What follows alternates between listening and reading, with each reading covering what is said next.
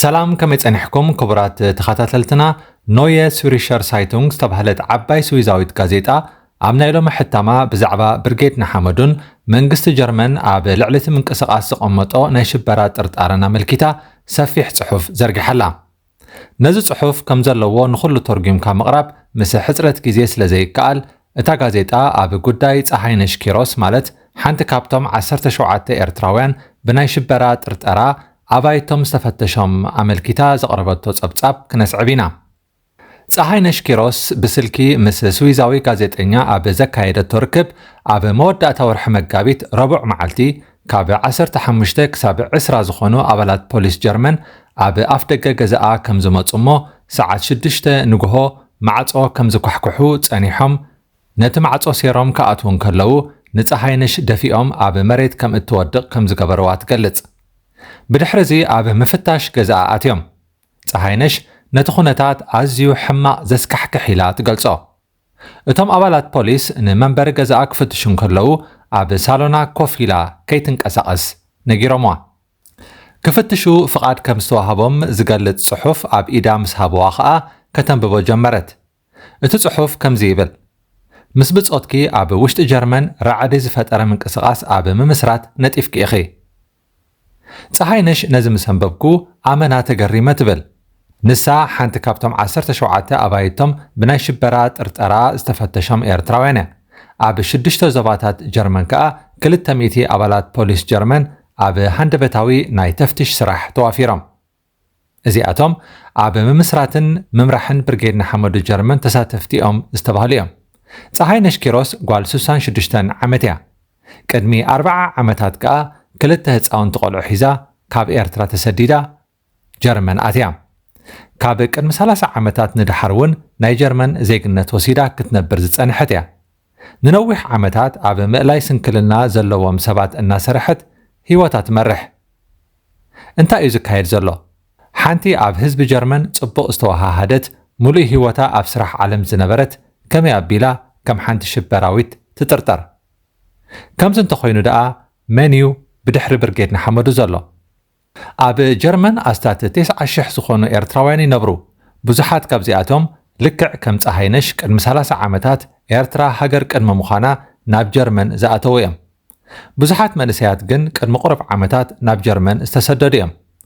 መንግስቲ ናይታ 3.7 ሚልዮን ህዝቢ ዘለዋ ኤርትራ ምልካዊ ስርዓት እዩ፣ ወይ እታ ሃገር ብውልቀ መላኽያ ትመሓደር።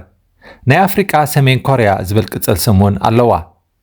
ናይ ውልቀ መላኺ ኢሳያስ ኣፈወርቂ ስርዓት ንህዝቢ ኤርትራ ጸቕጢ ኣብ ምግባር ኣብ ምስላዩን ምሕላውን ብሕማቕ ኣተሓሕዛ ብምስቃይን ከም በራዩ ብምሓዝን ይፍለጥ። ኣብ ናይ ኤርትራ ሃገራዊ ኣገልግሎት ኤርትራውያን ገደብ ዘይብሉ ወተሃደራዊ ወይ ሲቪላዊ ስራሓት ከሳልጡ ይግደዱ። ከም ጸብጻብ ሕቡራት ሃገራት እዚ ኣተሓሕዛ እዚ ምስ ባርነት ይጽብጸብ። በዚ ምኽንያት ኣማኢት ኣሽሓት ኤርትራውያን ሎሚ ኣብ ስደት ይነብሩ ኣለዉ። ኮይኑ ግን ወላ ድሕሪ ስደቶም እውን እንተኾነ ገለ ኤርትራውያን ውሕስነት ኣይስምዖምን። ምኽንያቱ እቶም ሓደስቲ ስደተኛታት ኣብ ስደቶም ነቶም ቅድሚ ኤርትራ ሃገር ምዃና ዝተሰደዱ ደቂ ሃገሮም ስለ ዝረኽብዎም።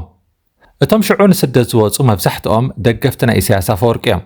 ኢሳያስ ንዕኦም ጅግናን ብኹናት ንኢትዮጵያ ዝሰዓረን ሰብ እዩ። እቶም ብምሕደራ ኢሳያስ ተማሪሮም ድሓር ዝተሰደዱ ግን ኣብ ደገ ከይተረፈ ጸቕጢ ይበጽሖም ከም ዘሎ ይገልጹ። ቆንስላዊ ኣገልግሎት ክረኽቡ እንተኾይኖም እኳ ግድን ነቲ ስርዓት ግብሪ ክኸፍሉ ይግደዱ። ፀሓይነሽ ኪሮስ ኢሳያስ ኣፈወርቂ ናብ ስልጣን ቅድሚ ምምፁ እያ ንስደት ወፅያ። ካብቶም ናታ ወለዶ ፍልይ ብዝበለ መገዲ ግን ነቲ ስርዓት ትቃወሞ። ንሳ ኣቐዲማ ጓል 17 ዓመት እንከላ ናብ ተጋድሎ ሓርነት ኤርትራ ተሰሊፋ። ተጋድሎ ሓርነት ኤርትራ ብኢሳያስ ካብ ሜዳ ኤርትራ ዝተኣለየ ምንቅስቓስ ኮይኑ ፀሓይነሽ ክሳብ 1979 ዝተቓለሰትሉ ውድብ እዩ። ድሓር ግን ናብ ስዑድ ዓረብ ኣምሪሓ ሓዳር መስሪታ 2 ቆልዑ ድሕሪ ምውላዳ ኸኣ ኣብ 1984 ናብ ጀርመን ኣትያ። ኣብዚ ካብ ተኣቱ ኸኣ ንፍትሒ ህዝቢ ኤርትራ ኣንጻር ኢሳያስ ኣፈወርቂ ቃልሲ ቐጺላ። ፕሮፌሰር ማግኑስ ትራይበር ኣብ ሉድቪግ ማክሲሚልያን ዩኒቨርሲቲ ከተማ ሙኒክ ንዓመታት ኣብ ዛዕባ ኤርትራ መጽናዕቲ ዘካየደ ምሁር እዩ። ንሱ ክገልጽ እንከሎ ኣብ ጀርመን ንስርዓት ኢሳያስ ምቅዋም ካብ ቀደም ዝጸንሐ እዩ። እቶም ቀዳሞት ተቃወምቲ ኣባላት ተጋድሎ ሓርነት ዝነበሩ እዮም። እቲ ዝነበረ ናይ ተጋድሎ ሓርነትን ህዝባዊ ግንባርን ፍልልያት ከዓ ጽልውኡ ክሳብ ሎሚ ይቕጽል ኣሎ ክብል እዚ ፕሮፌሰር ይገልጽ። ተጋድሎ ሓርነት ፀሓይነሽ ገና ካብ ጓል 17 ዓመት ኣትሒዛ ደው ዝበለትሉ ውድብ እዩ። እቲ ውድብ ካብ ኤርትራ ድሕሪ ምውፅኡ ኣብ ጀርመን እውን ቀጺሉ እዩ። ብዘይካዚ ንደንበ ተቃውሞ ዝመቓቐልዎ ካልኦት ምንቅስቓሳት እውን ተፈጢሮም እዮም። ካብቶም ድሒሮም ዝመፁ ብርጌድ ንሓመዱ ሓደ እዩ። እዚ ምንቅስቓስ በቲ ኣባላቱ ዝወድይዎ ሰማያዊ ማልያ ሰማያዊ ማዕበል ተባሂሉ እውን ይጽዋዕ እዩ። ብርጌድ ንሓመዱ ንፈለማ እዋን ኣብ 2022 እዩ ድምፁ ተሰሚዑ። ብርጌድ ንሓመዱ ሽበራዊ ጉጅለ ዝብል መፀውዒ ግን ንፀሓይነሽ ጥራሕ ዘይኮነ ወላ እውን ንፕሮፌሰር ትራይበር ሕቶ ዝፈጥር እዩ። እዚ ንጉዳይ ኤርትራ ዘጽንዐ ጀርመናዊ ፕሮፌሰር ብርጌድ ንሓመዱ ሽበራዊ ምባል ዝተጋነነን ካብ ልክዑ ዝሓለፈ ግምትን እዩ ኢሉ። ሓደ ካልእ ክኢላ ሽበራ ሃንስ ያኮብ ሽንትለር ዝተባህለ ግን ክንጥንቀቕ ኣለና ይብል። ምክንያቱ ብርጌድ ንሓመዱ ንኤርትራውያን ጥራሕ ዘይኮነ ንኣባላት ፖሊስ ከይተረፊኦም ኣጥቂዖም ኣብ ጀርመን ጥራሕ ዘይኮነ እውን ኣብ ካልኦት ሃገራት እውን ከምኡ እዩ ተገይሩ። ስለዚ መንግስቲ ጀርመን ተፍትሽ ከካይድ እንከሎ መርትዖን ተረኸበ ንምባል እዩ ኢሎም።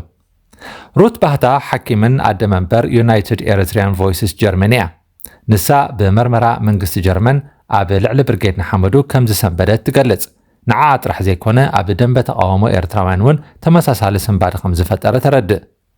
እዛ ስዊዛዊት ጋዜጣ ብርጌድ ንሓመዱ ኣብ ኢትዮጵያ 2,000 ህዝቢ ኣብ ዝተኣከብሉ ዓበ ኣኼባ ከም ዘካየደን ዕጥቃዊ ቃልሲ ከካይድ ምዃኑ እውን ጸብጺባላ።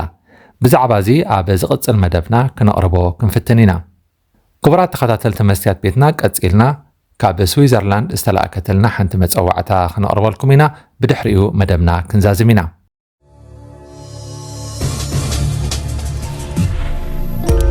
መፀዋዕታ ዝኸበርኩምን ዝኸበርክንን ክቡራት ኣባላት ብርጌድ ንሓመዱ ሃገረ ስዊዘርላንድ፣ ብምቕጻል ኣብ ህይወትኩም ፍቕርን ሰላምን ጥዕናን ዕቤትን ክህልወኩም ንትስፎ ኣብ ሰላማዊ ህዝባዊ ቃልስኹም እውን ዓወትን ሕብረትን ንምነ ነዚ ፍትሓውን ሓርነታውን ቃልሲ እትህብዎ ዓብዪ ጸዓትኩም እውን ኣብ መፈጸምትኡ ከተብጽሕዎ ሙሉእ እምንቶ ከም ዘለና ክንሕብር ንፈቱ። ንቓልስና እቲ ቀንድን ሓደን ዘድልዮ እቲ ደጊምካ ዘይርከብ ወርቃዊ ግዜ እዩ። ስለዚ እቲ ወርቃዊ ህያብኩም ተበርክትሉ ምህላውኩም ከነመስግነኩም ንደሊ። ከምኡውን ኣብዚ ቃልሲ እጃምኩም ተበርክቱ ብምህላውኩም ሓበን ክስማዓኩም ይግባእ። ብምቕጻል ናይ ብጾትና ማሕበር ኤፍ ሂማኒቲ ኣኼባ ይገብሩ ስለ ዘለዉ ኣብቲ መዓልቲ ኩሉ ኤፍ ሂማኒቲ ምስኦም ንኽውዕል ይሕብሩ ኣለዉ። እዚ ጻውዒት ንኤፍ ሂማኒቲ ወረቐት ዘለዎም ጥራሕ ከም ዝኾነ ክንሕብር ንፈቱ። ንዕለት 26 መጋቢት 2025 ቦታ ላንገን ሳንድሽትራሰ 5 ሉሳርን ስዊዘርላንድ ሰዓት 1 ድሕሪ ቀትሪ ክጅምር እዩ።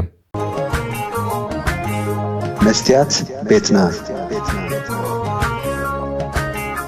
መስትያት ቤትና ንሓቀኛ ምስሊ ኤርትራ ንምንጽብራቕ ዝተፈላለየ ጽሑፋት ተንቀሳቓሲ ምስልታትን ቃለ ምሕትታትን ሒዛ ብዘካርያስ ክብረኣብ እናተዳለወት እትቐርብ መደብ እያ። كفوت لساني من يزعصوني هاي سجدن علي عبطاقوت ملاخي قطاوخي قنا مسلي فتحي